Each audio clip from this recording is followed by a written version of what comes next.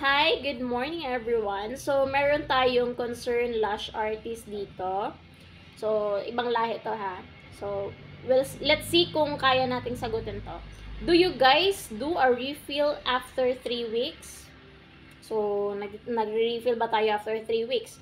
Or, a full set even if there is 50% of the lashes left? So, what are your refill policy? Little confused here. Okay, sagutin muna natin yung um, katanungan niya bago tayo mag-open ng sarili nating policy.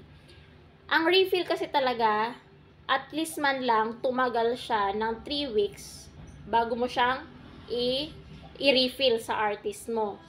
Okay?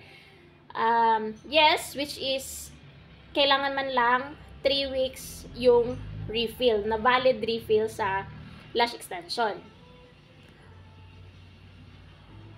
Isa pang tanong niya, need ba siyang i-full set agad kahit naman na may natira pang 50%? Depende siya sa pricing kasi dito. Bawat salon, kanya-kanya ng prices, kanya-kanya ng policy. Okay? For example, yung kinabit mo sa kanya is full set. Okay. Halimbawa, sabihin na natin 2,000 full set mo doon. Tapos, ang ginawa mo sa kanya is Russian na style.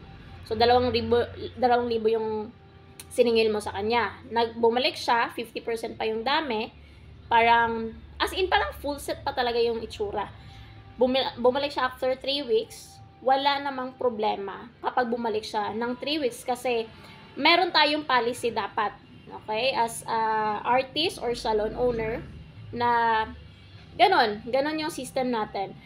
Yun, i-retouch mo lang siya or i-refill mo lang siya kahit ganon pa siya kadami kasi may ibang client na parang irritable na sila na kukonti na lang yung side dito.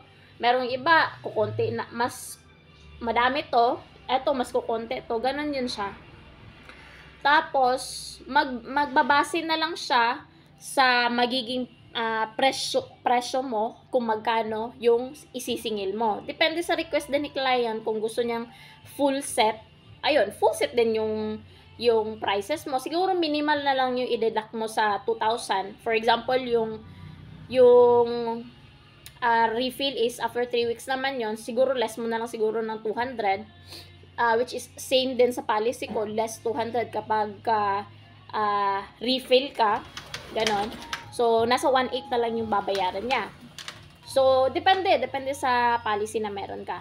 So, full set dapat yung ikakabit mo sa kanya na magmumukha siyang, siguro mega volume kasi yan yung rate na binigay mo sa kanya on the first place, diba? So, walang problema doon. Then, kung halimbawa, etong pangalawang case na to, kung gusto mo, i-refill siya ng isang beses lang sa isang buwan, wala namang problema, basta ayusin mo lang siya pag-clean, yung lashes na yon kasi hindi pwedeng, hindi maunawaan ni client na, ma'am, etong pagre-refill na to, at least maka-3 or 2, depende siya sa case mo, kung gaano siya lala na yung mga build-ups, kasi hindi pwedeng, hindi maunawaan ni client na, ma'am, yung lashes mo sobrang dumi na, siguro nga may mga activities si client na hindi mo alam na, siguro more on nagbe-makeup siya or lagi siyang oily, gano'n. Maraming mga marami ka dapat i-consider doon.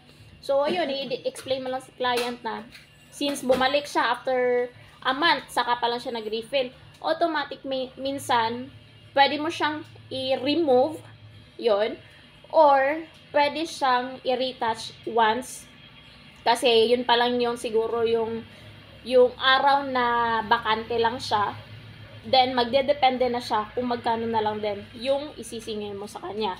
So wala namang problema, basta ilahad mo lang ng maigi yung mga rules and policy mo sa client. Ayun, para maunawaan niya na ganito pala yung sistema mo. Then, ayun, yun lang naman. So, at least man lang 3 weeks yung standard na itatagal ng lashes mo bago magpa-refill, and 50% of lashes, pwede siyang i-refill. Ano pa ba? Meron pa bang kulang?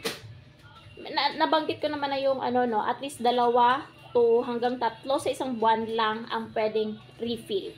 So, hindi na siya pwedeng i-exceed doon kasi marami na build up nga na nakakabit dito sa lashes natin at hindi ganon kadali ang mag-refill ng ganon siya ka-dumi na yung natural lash ni client nang pinagkabitan niya ng lash extension kasi mas mabilis siyang matanggal yung ikinabit mong bago kapag hindi ganon ka-linis na yung natural lash mo.